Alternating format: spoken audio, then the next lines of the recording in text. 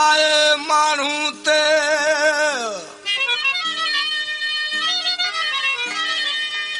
Whole कजे न इतबार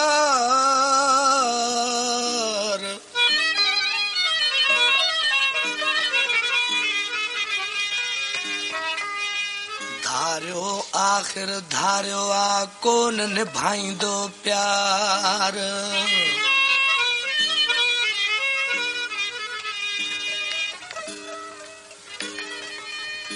ओ थी वेंदो बेज़ार अला अब्दुल सत्तार रिंद चवे। दोस्तों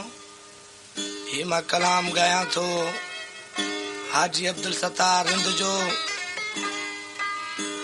जेको सऊदी मां रांदो सऊदी आ ॻोठ होॾे सऊदी अथसि पर हू सऊदी मां नओं आयो आहे मुझो दोस्त न है मुझो भाई है हाजी ये दोस्तन के केड़ी नसीहत दे पियो छा पियो समझाइन छा पियो चए हाजी साहब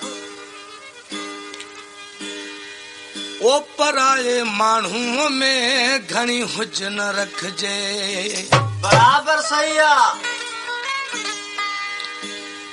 फ्याज जखरानी जरा गौर हुजे ओ पराए माण्हू में घणी हुज न रखजे ओ होरिया होरिया पहुंची दिल पाण पलजे होरिया होरिया पहुंची दिल पाण पलजे पराजे माण्हू में घणी हुज न रखजे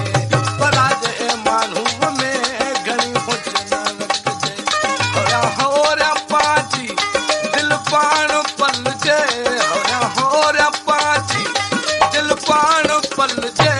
पराजे माण्हू में घणी हुज न रखजे पराजे माण्हू में घणी हुज न रखजे।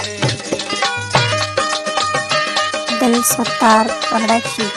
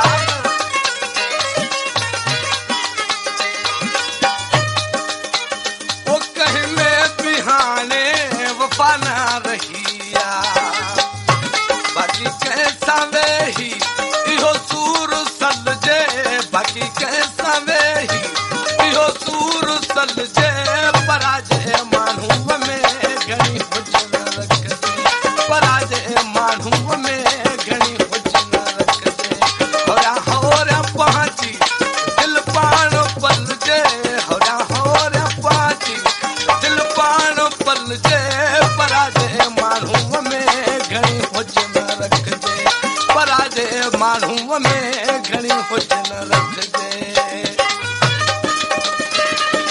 हाजी अब्दुल सत्तार हुजूं ई हराम हूंदी आहे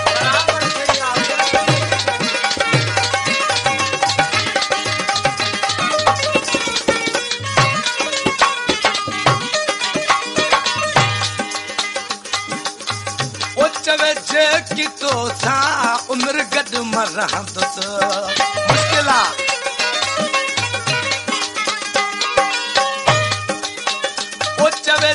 कि तो सा उम्र गॾु मरंदुसि ओ ॿधी बाहूं तंहिंखां करे पासो वञिजे ॿधी बाहूं तंहिंखां करे पासो वञिजे पराजे माण्हू में घणी हुज न रखजे पराजे माण्हू में घणी हुज न रखजे होरिया पहुंची दिल पाण पलजे होरिया होरिया पहुंची दिल पाण पलजे पराजे माण्हू में घणी हुज न रखजे पराजे माण्हू में घणी हुज न रखजे।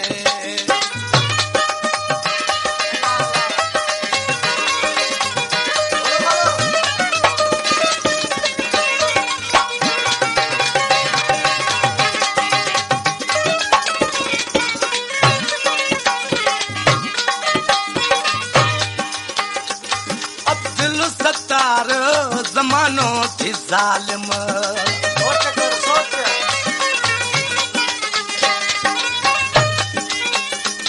अब्दुल सत्तार ज़मानो थी ज़ालिम परे खां बि कंहिंसां कॾहिं को न खिलजे परे खां बि कंहिंसां मतिलबु फासी वञे परे खां बि कंहिंसां कॾहिं को न खिलजे पर